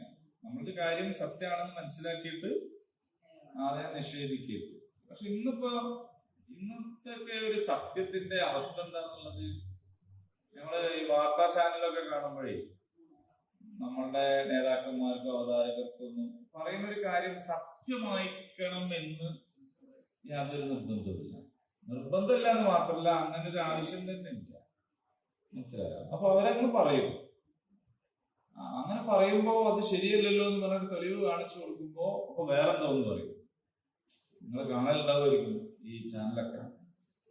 ഒരു കാര്യം ഇങ്ങനെ ഇയാള് വാദിച്ച് ഭയങ്കര സംഭവമായിട്ട് കൊണ്ടുവന്നാൽ അത് അങ്ങനല്ല എന്നുള്ളതിന്റെ എതിർ തെളിവ് കാണിച്ചു കൊടുത്താൽ ഓ സോറി ഞാനത് മനസ്സിലാക്കിയിരുന്നില്ല, അത് ഞാൻ തിരുത്തുകയാണ് എന്ന് പറയുന്ന മാന്യതയ്ക്ക് പകരം വേറെന്തോന്ന് പറയും. അപ്പൊ വേറെന്തോന്ന് പറയുമ്പോ എന്താണെന്നറിയാം, ഇത് തിരുത്താൻ കാണിച്ച തെളിവോ വീഡിയോ ക്ലിപ്പോ വേറെ ഒരു സംഭവം പോലെ അയാളുടെ കയ്യിൽ മറ്റേത് തെളിയിക്കാൻ ഉണ്ടാവൂല. അപ്പോൾ ഇല്ലെങ്കിൽ പിന്നെ അപ്പൊ ഇയാള് ജയിച്ചു. അപ്പൊ പറയുന്നത് സത്യം ആയിക്കൊള്ളണമെന്നില്ല, സത്യമല്ലാത്തത് പറയാനൊരു മടിയില്ല. പറഞ്ഞത് തെറ്റിദ്ധാരണ കൊണ്ടാണെങ്കിൽ പോലും തെറ്റിദ്ധാരണയായിരുന്നു എന്ന് തിരുത്താനും ഉള്ള സന്നദ്ധതയില്ലാത്ത ഒരു കാലത്താണ് നമ്മൾ ജീവിക്കുന്നത്. അതുകൊണ്ട് തന്നെ ആർക്കും ആരെയും പ്രത്യേകിച്ചൊരു വിശ്വാസവും ഇല്ല. ഒരു വിശ്വാസവും. ഇപ്പോ കഴിഞ്ഞ ദിവസം ഞാനൊരു വീഡിയോ ക്ലിപ്പ് കണ്ടു. അത് എങ്ങനെയാന്ന് വെച്ചാല് വേറൊരു രാഷ്ട്രീയ പശ്ചാത്തലത്തിൽ ഒരു പഴയകാല സിനിമയുടെ തെരഞ്ഞെടുത്ത് കൊടുത്ത സിനിമ ഏതാണെന്നോ അഭിനേതാക്കൾ ഏതാണെന്ന് എനിക്ക് പരിചയമില്ല. ഞാൻ പരിചയപ്പെടുന്ന അഭിനേതാക്കളുണ്ട്, അതിന്റെ മുന്നേ ഉള്ള അഭിനേതാക്കളാണ്. പണ്ടത്തെ കാലത്തെ ജയന്റെയും നസീറിന്റെ ഒക്കെ ഒരു കാലത്തുള്ളതാണ്. നമുക്കതുപോലെ തന്നെ അറിയില്ല. ഒരു പേന്റിന് താഴത്ത് നല്ല വീതി ഉണ്ടാവുന്നുള്ളത് മാത്രമേ അറിയൂ. അപ്പോ പിന്നെ അതിലെന്താ സംഭവം എന്ന് വെച്ചാൽ ഒരു മുതലാളി രണ്ടാൾക്കാരെ പണിക്ക് വിളിച്ച് എന്തോ ഒരു പണി ഏൽപ്പിച്ചു. ആ പണി അവരെ വളരെ ഭംഗിയായിട്ട് നിർവഹിച്ചു. അതാർക്കെതിരെയുള്ള പണിയായിരുന്നു എന്ന് വെച്ചാൽ ഇയാൾ ആദ്യം പണിയെടുത്ത കമ്പനിക്കെതിരെയുള്ള പണിയായിരുന്നു. അപ്പൊ വിളിച്ചു വരുത്തി കാര്യങ്ങളൊക്കെ ചോദിച്ചപ്പോ ഇയാള് പറഞ്ഞു കൊടുത്തു അതിന്റെ രഹസ്യങ്ങളൊക്കെ എന്താണെന്ന്. കാരണം ഞാൻ പണിയെടുത്ത കമ്പനിയാണ്, അപ്പൊ എനിക്കറിയാം അതിന്റെ എവിടെയൊക്കെയാണ് തകരാറുള്ളതെന്ന് എനിക്കറിയാം. ഞാൻ അതിലും മുകളിൽ കയറി പിടിച്ചിട്ട് ഒരു പരാജയപ്പെടുത്തിയിരുന്നു. അങ്ങനെയാണല്ലേ സാധനം. ഉടനെ ഇയാള് വെൽപ്പ് തുറന്ന് തോക്കെടുത്തിട്ട് വെടിവെച്ച് കൊന്നു. മറ്റാൾ ചോദിക്കുന്നത് നമ്മുടെ കമ്പനിക്ക് ഇത്രയേറെ ഉപകാരം ചെയ്തു നിങ്ങളെന്തിനാ കൊന്നത്? അപ്പൊ ഇയാൾ പറയുന്നുണ്ട്, ഓൻ ആദ്യം പണിയെടുത്ത കമ്പനിയുടെ രഹസ്യങ്ങൾ വെച്ചുകൊണ്ട് ആ കമ്പനിയെ തകർത്തുകൊണ്ടാണ് നമുക്ക് സേവനം ചെയ്തത്. നമുക്ക് ചെയ്ത സേവനം ഒക്കെ ആണെങ്കിലും നാളെ ഓൻ എനിക്കെതിരെ വേറെ ആർക്കും ഇതേപോലെ സേവനം ചെയ്യുമല്ലോ. അപ്പൊ അങ്ങനത്തെ ഒന്നും വേണ്ട ഭൂമിയിൽ നിന്നാണ് തീരുമാനം. അപ്പോ യഥാർത്ഥത്തിൽ മനുഷ്യന്റെ ക്രെഡിബിലിറ്റി നഷ്ടപ്പെടുക എന്നുള്ളത്. അപ്പൊ ഞാൻ നിങ്ങളോട് ഒരാളെ കുറിച്ച് പറഞ്ഞാൽ അത് പറയുന്നതും വേറെ ആളെ കുറിച്ചായതുകൊണ്ടൊന്നും പ്രശ്നമൊന്നുമില്ലെങ്കിലും ബുദ്ധിയുള്ളവർ ചിന്തിക്കും, ഇവൻ എന്നെ കുറിച്ച് വേറെ ആളോട് ഇങ്ങനെ തന്നെയാണല്ലോ പറയാ എന്ന് ചോദിക്കും. അവിടെയാണ് പ്രേമവിവാഹങ്ങൾ അധികവും തോറ്റുപോകാനുണ്ടാകുന്ന ഒരു കാരണം ഈ മാനസികാവസ്ഥയാണ്. കാരണം ഇവർ തമ്മിലൊരു ബന്ധവുമില്ലാതെ തികച്ചും അന്യരായ രണ്ടാളായിരിക്കെ ഇവരെന്തെല്ലാം പ്രണയസല്ലാപങ്ങളിൽ ഏർപ്പെട്ടു എന്നത് ഇവന് ഓർമ്മയുണ്ട്. അപ്പൊ ഇവന് എന്നെ പോലെ ബന്ധമില്ലാത്ത വേറെ ഒരാളെ കണ്ടാലും ഇങ്ങനെ ചെയ്യുമല്ലോ എന്ന് ഇവൻ സംശയിക്കില്ല, ഇവൾ സംശയിക്കും. അതുകൊണ്ടാണ് അധിക പ്രണയ വിവാഹങ്ങളും പരാജയപ്പെട്ടു പോകുന്നത്. അത്യപൂർവം അങ്ങനെ അല്ലാതെ നിലനിൽക്കുന്നുണ്ട്. ആയിപ്പോയ സ്ഥിതിക്ക് ഏതായാലും നിലനിർത്തം തന്നെയാണ് നമ്മളുടെയും പ്രാർത്ഥന. പക്ഷെ ഇതാണ് അതിന്റെ പൊരുൾ. എന്നോട് കള്ളം പറയുന്ന ഇവൻ നാളെ വേറൊരാളോട് എന്നെ കുറിച്ചും കള്ളം പറയുമല്ലോ എന്ന് ബുദ്ധിയുള്ള ആളുകൾ മനസ്സിലാക്കും. അതുകൊണ്ട് വേറെ ഒരാളെ പറ്റി ദുഷിച്ചു പറയുന്നവരോട് നമ്മൾ മനസ്സ് തുറക്കാതിരിക്കുക എന്നതാണ് ബുദ്ധിയുള്ള ആളുകൾ സ്വീകരിക്കുന്ന രീതി. നമ്മുടെ വിശ്വാസ്യത, നമ്മുടെ ക്രെഡിബിലിറ്റിയാണ് ഈ കള്ളം പറയുന്നതിലൂടെ നഷ്ടപ്പെട്ടു പോകുന്നത് എന്ന് നമ്മൾ മനസ്സിലാക്കണം എന്നാണ്. അപ്പൊ അതുകൊണ്ട് ഒരു പൊതു തത്വമാണ്. പിന്നെ ഭാഗികമായ വിശ്വാസം അപര്യാപ്തമാണ് എന്നതാണ് ഇത് മനസ്സിലാക്കിയിരുന്ന വേറൊരു കാര്യം. അപ്പോ ദീനിലെ ഒരു കാര്യം മാത്രം അംഗീകരിക്കാതിരിക്കുക, നിഷേധിക്കുക ഒക്കെ ചെയ്യുന്നു. ഉദാഹരണത്തിന് നിസ്കരിക്കും, സക്കാത്ത് കൊടുക്കൂല, നിസ്കരിക്കൂല, അത് ഞാൻ നിസ്കരിച്ചോളാം, പക്ഷെ മറ്റേ നിന്നോട് പറയണ്ട. അല്ലെങ്കിൽ നിസ്കരിക്കുകയും നോമ്പോൽക്കൊക്കെ ചെയ്യാം, അഞ്ചിന് പോകണം, ഇപ്പൊ തൽക്കാലം ബുദ്ധിമുട്ടുള്ള കാര്യമാണ്, അതുകൊണ്ട് അത് വേണ്ട അല്ലെ. തൊപ്പി തിരിച്ചു കൊടുത്തൊരു കഥ ഉണ്ടല്ലോ, ഇസ്ലാം സ്വീകരിച്ച് തൊപ്പിയിട്ട് അങ്ങനെ അത് ഷഹബാനിലായിരുന്നു ഇസ്ലാം സ്വീകരിച്ച്. നല്ല ഹജ്ജ് തന്നെ, പുതിയ ഇസ്ലാം എന്നുള്ളവർക്ക് എല്ലാവരും സഹകരിക്കുന്നു, പൈസ കൊടുക്കുന്നു, സംഭാവന നല്ലതായി. പിന്നെ അടുത്ത മാസം റമദാനാണ്. ഈ കളിയ സ്നേഹമൊക്കെ ഉള്ളതോടൊപ്പം തന്നെ എല്ലാവരും പട്ടിണിയാണ്. ഒരു ദിവസം എങ്ങനെയോ വൈകുന്നേരമാക്കി, രണ്ടാം ദിവസം പറഞ്ഞു മാപ്പിളെ തൊപ്പി ഇന്ന് തന്നെ ചൊല്ലിയാക്കി. ഇതാവൂല എന്നുള്ള ഇങ്ങനത്തെ ഒരു സംഗതി ഞാൻ വിചാരിച്ചിരുന്നില്ല. ദീനിലെ ചില കാര്യങ്ങൾ വേണ്ട, ചില കാര്യങ്ങൾ ഓക്കെ എന്ന് പറയാൻ പാടില്ല. സ്വീകരിക്കുകയാണെങ്കിൽ മൊത്തം സ്വീകരിക്കണം. കാരണം വിശ്വാസത്തിന് ശേഷമുള്ള നിഷേധം എന്ന് പറയുന്നത്, കഫറു ബഅദ ഈമാനിഹിം എന്ന് പറയുന്നത്, ഇങ്ങനെ ചിലത് സ്വീകരിക്കുകയും ചിലത് സ്വീകരിക്കാതിരിക്കുകയും ചെയ്യുന്ന സംഗതിയെ കുറിച്ചാണ്. അപ്പോൾ അക്രമികളെ അല്ലാഹു വഴി നടത്തുകയില്ല. സത്യം ബോധ്യപ്പെട്ടാലും സ്വന്തം താല്പര്യങ്ങൾക്ക് വിരുദ്ധമായതിനാൽ അത് അംഗീകരിക്കാൻ വാശി പിടിക്കുന്ന അക്രമികൾ അല്ലാഹു അവരെ സന്മാർഗത്തിലാക്കുകയില്ല. പിന്നെ ശിക്ഷയും ശാപവും, ഇവിടെ രണ്ട് കാര്യങ്ങളും ലാനത്ത് പറഞ്ഞിട്ടുണ്ട്. അപ്പൊ അത് അള്ളാഹുവിന്റെ ലാനത്തുണ്ട്, റസൂലുള്ളാഹിന്റെ ലാനത്തുണ്ട്, മൊത്തം മനുഷ്യന്മാരുടെയും ശാപം അവർക്കുണ്ട് എന്നാണ്. മലക്കുകളുടെയും മനുഷ്യരുടെയും ശാപം ഇവർക്കുള്ള പ്രതിഫലമാണ്. അപ്പൊ അള്ളാഹുവിന്റെ ശാപം എന്ന് പറയുമ്പോൾ അത് ദുനിയാവിലും ആഖിറത്തിലും ഉണ്ടാകും. മലക്കുകള് മരിപ്പിക്കുന്ന സമയം മുതൽ അവരെ ശപിച്ചുകൊണ്ടിരിക്കും. പരലോകത്ത് വെച്ച് വിശ്വാസികളും നരകത്തിലുള്ള മറ്റുള്ളവരും ഇവരെ ശപിക്കും. ശാപം എന്ന് പറയുന്നത് ഒരു മനുഷ്യന് വലിയ പ്രയാസം ഉണ്ടാകും. മുഅ്മിൻ ശപിക്കുകയില്ല എന്നൊരു പദമുണ്ട്. വിശ്വാസികളുടെ ഒരു സ്വഭാവത്തിൽപ്പെട്ടതല്ല ശപിക്കുക എന്ന് പറയുന്നത്. ആളുകളെ നമ്മളിങ്ങനെ ചിലപ്പോഴൊക്കെ ഉണ്ടല്ലോ, ചില ആളുകളെ കുറിച്ച് നമ്മൾ പറഞ്ഞു പോകും. ചില ആളുകൾ സ്വന്തം മക്കളെ തന്നെ ശപിക്കും. വല്ലാത്തൊരു കഷ്ടമാണ് അല്ലേ? സ്വന്തം മോനെ പറ്റി നീ ഗതി പിടിക്കൂല അല്ലേ, അല്ലെങ്കിൽ അങ്ങനെ പലതും പറഞ്ഞ് വളരെയധികം ഒരു മനുഷ്യനും പറയാൻ പാടില്ലാത്തൊരു കാര്യമാണ് ശാപവാക്കുകൾ പറയരുത്. അത് മക്കളെ കുറിച്ചാകുമ്പോൾ വളരെയധികം കടുപ്പമാണ്. പക്ഷെ അങ്ങനെ ശപിക്കുക എന്ന് പറയുന്നത് തനത് സ്വഭാവം അല്ലാത്ത മുഅ്മിനീങ്ങൾ പോലും ഈ കൂട്ടരെ എന്ത് ചെയ്യും? ശപിക്കും എന്നാണ്. അതുപോലെ ശപിക്കുക എന്ന് പറയുന്നത് നമ്മൾ ചില പുരാണ കഥകളിലൊക്കെ ചില സന്യാസി വര്യന്മാർ ആളുകളെ ശപിച്ചു, അപ്പൊ അവര് അങ്ങനെയാണല്ലോ പലതും അവർക്ക് വാല് മുളച്ചു, അല്ലെങ്കിൽ അങ്ങനെയുള്ള ശാപം കുടുങ്ങി എന്നൊക്കെ പറയുന്നത് അങ്ങനത്തെ ഒരു മൂർത്തിയല്ല അള്ളാഹു എന്ന് പറയുന്നത്. അള്ളാഹു അങ്ങനെ ആൾക്കാരെ ശപിക്കാൻ നിൽക്കല്ല. റസൂൽ സല്ലല്ലാഹു അലൈഹി വസല്ലമിന്റെ സ്വഭാവവും അതല്ല, മുഅ്മിനീങ്ങളുടെ സ്വഭാവവും അതല്ല. പക്ഷെ അങ്ങനെയൊന്നും സ്വഭാവമല്ലാത്ത അള്ളാഹുവും റസൂലും മുഅ്മിനീങ്ങളും പോലും ഈ നിഷേധികൾ എന്താക്കും എന്ന് പറഞ്ഞാൽ അതിന്റെ ഒരു കടുപ്പം, ആ ശിക്ഷയുടെ കടുപ്പം പറയാനാണ്. അപ്പൊ നരകശിക്ഷയിൽ ഇവരും എല്ലാ കാലത്തും നരകത്തിൽ തന്നെ ആയിരിക്കും. അവരുടെ ശിക്ഷ ലഘൂകരിക്കപ്പെടുകയില്ല. അവർക്ക് സമയം നീട്ടിപ്പ് ജയിലിൽ പോലും പിന്നെ ശിക്ഷിക്കപ്പെട്ട ആൾക്കാർ റിപ്പബ്ലിക് ഒരു നറുക്കെടുപ്പ് ഉണ്ടാവും. അങ്ങനെയൊക്കെ പലരെയും വിട്ടുകൊടുക്കും. പിന്നെ അവർക്ക് പരോള് കിട്ടും, അങ്ങനെയൊക്കെ ഉണ്ട്, ജാമ്യം കിട്ടും, പലതും. പക്ഷെ അതൊന്നും നരകവാസികളെ സംബന്ധിച്ചില്ല. ഖാലിദീന ഫീഹ, അവരതിൽ നിത്യരായിരിക്കും, എല്ലാ കാലത്തും അവിടെ തന്നെ. എന്നാൽ മടങ്ങാനുള്ളൊരു അവസരം ഉണ്ട് കേട്ടോ. അത് ഈ ലോകത്ത് വെച്ചാണ്, പരലോകത്ത് വെച്ചല്ല. ഇവിടെ നിന്ന് കുഫ്ർ കാണിച്ച് പരലോകത്ത് നരകശിക്ഷ ഏറ്റുവാങ്ങിയവരെ സംബന്ധിച്ച് അവർക്ക് പിന്നെ മടങ്ങാനുള്ള ചാൻസ് ഒന്നുമില്ല. അവർ 100% അവിടെ തന്നെയാണ്. പക്ഷെ മടങ്ങാനുള്ളൊരു ചാൻസ് ഉണ്ട്. അത് എവിടുന്നാന്ന് ചോദിച്ചാൽ ഈ ലോകത്ത് നിന്നാണ്. ഇവിടുന്ന് മടങ്ങാനുള്ള ചാൻസ്. അപ്പൊ ഞാനിങ്ങനെ എന്നതൊക്കെ ചെയ്തു പോയതല്ലേ എന്നൊന്നും പറയണ്ട. എന്ത് ചെയ്താലും മടങ്ങാം. എന്തും പൊറുക്കോ, എന്തും പൊറുക്കും. നമുക്കൊരു വിചാരമുണ്ട് എന്തും പൊറുക്കും ശിർക്ക് ഒഴികെ എന്ന് പറഞ്ഞതുകൊണ്ട് ശിർക്ക് പൊറുക്കില്ല. പക്ഷെ അങ്ങനല്ല. ശിർക്ക് പൊറുക്കണമെങ്കിൽ ബോധപൂർവം തൗബ ചെയ്യണം എന്നാണ് അതിന്റെ അർത്ഥം. അല്ലാത്തത് ചിലത് നമ്മൾ നന്മ ചെയ്യുമ്പോൾ ഓട്ടോമാറ്റിക്കലി തന്നെ എന്താവും, തിന്മകൾ നമ്മളിൽ നിന്ന് ഇങ്ങനെ കൊഴിഞ്ഞു പോകുന്ന ഒരു രീതിയിൽ. നന്മ ഇങ്ങനെ കൂടി വരുമ്പോൾ തിന്മ ഇങ്ങനെ കൊഴിഞ്ഞു പോകുന്നൊരു ഓട്ടോമാറ്റിക് സിസ്റ്റം അതിലുണ്ട്. അത് ശിർക്കിന് ബാധകമല്ല.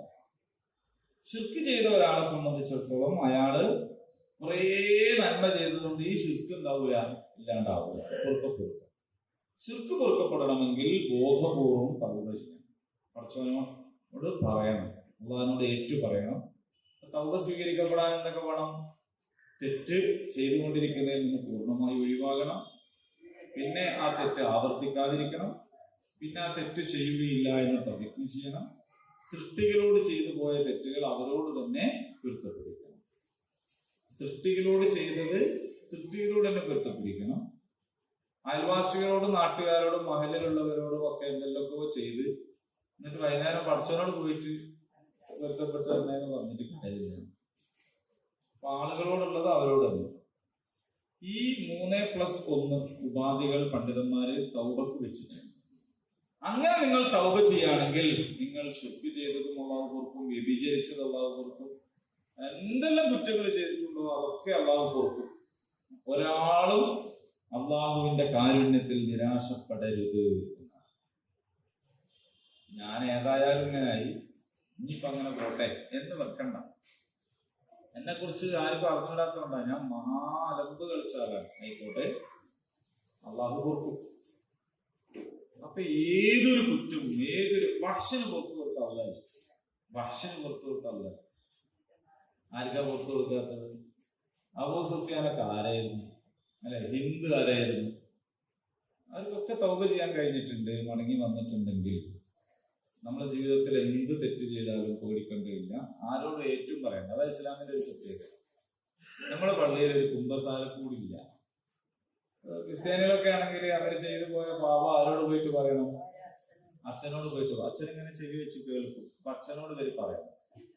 അപ്പൊ അച്ഛനോട് പറയേണ്ടി വരിക ചിലപ്പോൾ എന്തായിരിക്കും വെച്ചാൽ അച്ഛന്റെ വീട്ടിൽ ഇയാളെ കക്കാൻ കയറിയാലും പറ്റിയിരിക്കും. കാരണം ഇയാൾ പാപം ചെയ്ത് പോയിട്ട് ഇയാൾ അച്ഛനോട് പറയാണ് ഞാൻ നിങ്ങളെ വീട്ടിൽ കയറിയിട്ട് ഇങ്ങനെ പൈസ എടുത്തിട്ടോ എന്ന് പറയുമ്പോൾ കുംഭസാര രഹസ്യം പുറത്ത് കാണിക്കൽ വലിയ പാവമാണ്. അച്ഛൻ അവർക്ക് സഹിച്ച് കേട്ടിരിക്കണം.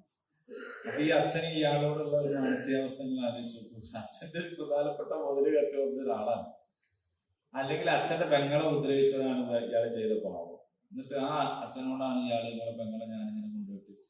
അപ്പൊ ഇതൊക്കെ ഈ അച്ഛൻ കേട്ടിരിക്കണം. ഇത് യഥാർത്ഥത്തിൽ ഒരു മനുഷ്യ സഹജമായി ഉൾക്കൊള്ളാൻ കഴിയുന്ന ഒരു കാര്യമല്ല, അല്ലെ? ദീനുൽ ഇസ്ലാമിൽ എങ്ങനെയാന്ന് വെച്ചാൽ നിങ്ങൾ എന്ത് തെറ്റ് ചെയ്താലും അത് ഒരു ഉസ്താദിനോടും ഒരു മൗലവിനോടും ഒരു ഇമാമിനോടും നിങ്ങൾ എന്ത് ചെയ്യണ്ട, പറയണ്ട, ആരോടും പറയണ്ട. അള്ളാഹുവിന്റെ മുമ്പിൽ മാത്രം മനസ്സ് തുറന്നത്. പക്ഷെ അവിടെ മനസ്സ് തുറക്കണത് പിശുക്ക് കാണിക്കാനും പാടില്ല. അവിടെ മനസ്സ് തുറക്കുന്നിടത്ത് കുറച്ച് പിടിച്ചു വെച്ച് നമ്മള് കോടതിയിൽ പോയാൽ പറയുന്ന രീതിയിൽ, കോടതിയിൽ പോയാൽ ഉള്ളതല്ല പറയാ, വക്കീല് പറഞ്ഞു തരുന്നതാണ് പറയാം. അത് വേണം. ഞാൻ പറഞ്ഞല്ലോ തൗബയുടെ പ്രധാനപ്പെട്ട ലക്ഷണമാണ് അത്.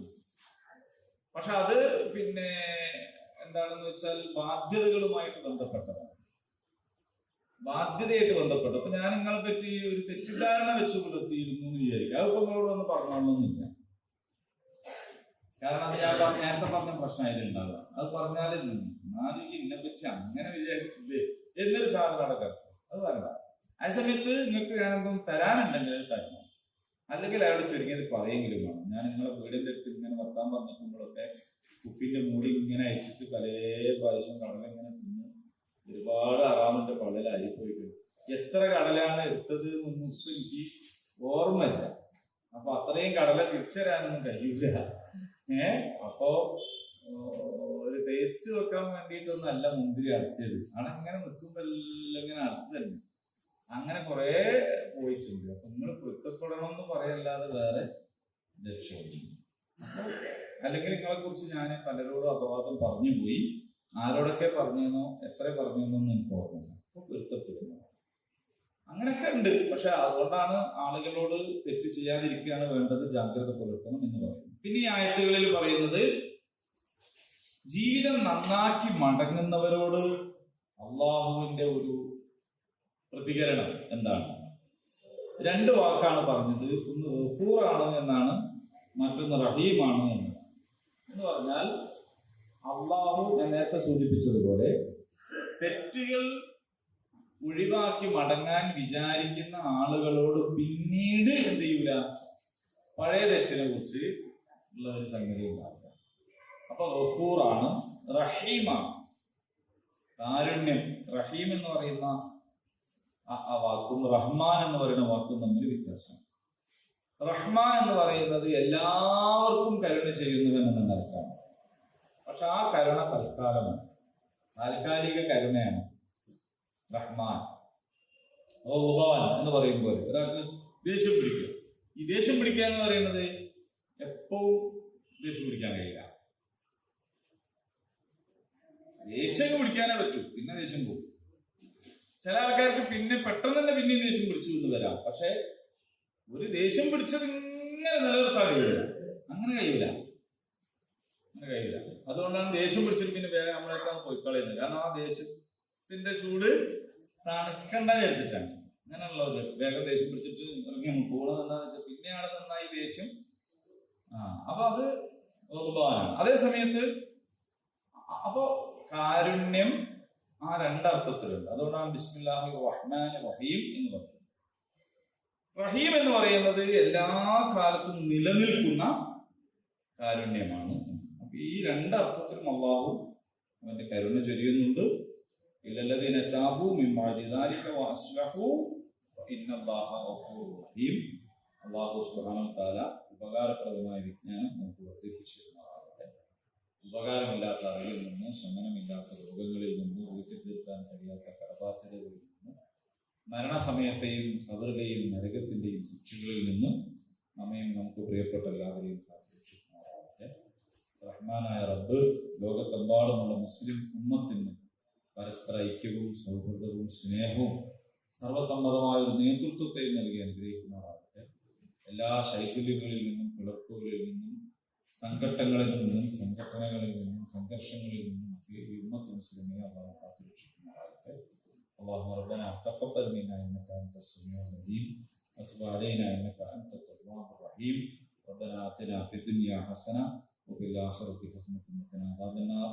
آمين. الحمد لله.